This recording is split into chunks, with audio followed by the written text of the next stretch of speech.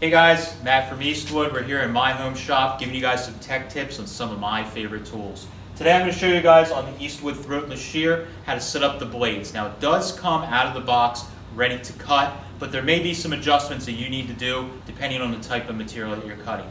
This particular tool does cut up to 14 gauge steel, so you can cut a wide variety down to 22 gauge all the way up to 14, and because of this you may need to adjust the blade. So I'm going to show you the process, and it's real quick and simple. So let's get started.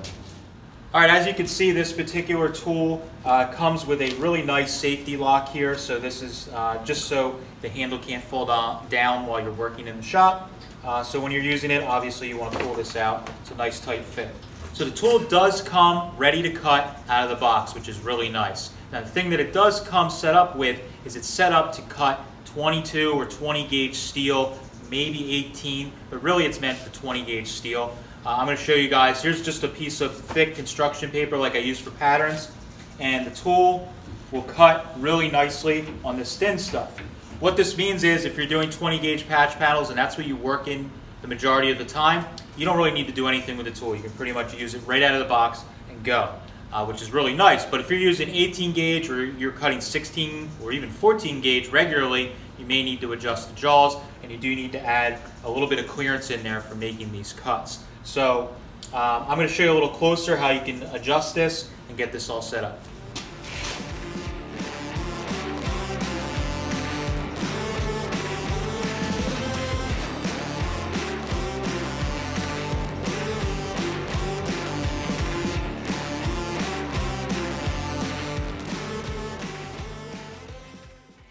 Alright, so what you just saw was me trying to cut a piece of 16 gauge. While it will cut, you sort of have to force the piece into the jaws to get it from slipping. Because the tolerances are so tight here, really, you're kind of forcing it to get it to cut 16 gauge or 14 gauge would be a no-go here.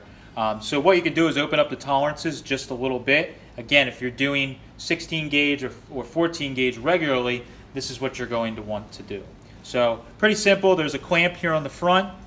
It's a 13 millimeter socket, so we can loosen that up so that the piece is loose here. Then what there is there's two set screws on the side here. There's one that protrudes a little bit, and there's one that's countersunk in.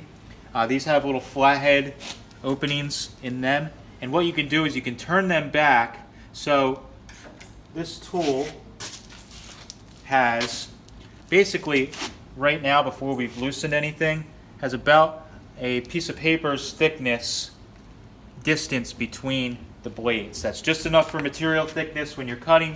It needs a little bit of a gap there. So what you can do is, since we're adjusting out, you can actually just adjust this one by hand, and we can adjust the other one just a little bit. Push it in with your finger to make sure that it's good. Go just a little more on both of these.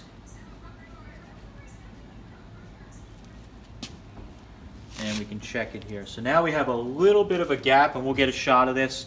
You can see there's a little bit of a gap between.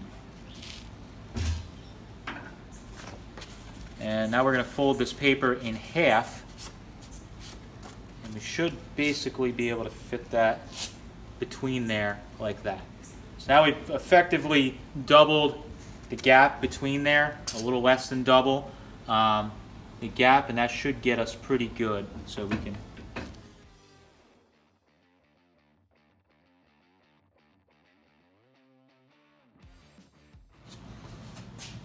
Alright, so we showed you cutting 16 gauge.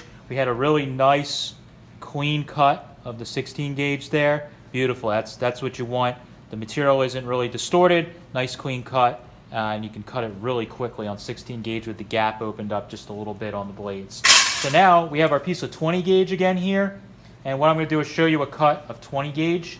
Now we'll cut with the tolerances opened up, but what you'll see is it's distorting the metal. It's rolling it over the blade because the tolerance is opened up. It's going to roll it over the blade a little bit, which is going to give you a little bit of a bend. It still has a nice cut, but it's rolling over the edge there, which you do not want if you're trying to make a nice clean cut and keep the material nice and flat, which this tool does really nice when it's set up correctly. Alright guys, so hopefully that was a quick video that you guys can find helpful for setting up your Eastwood Throatless Shear.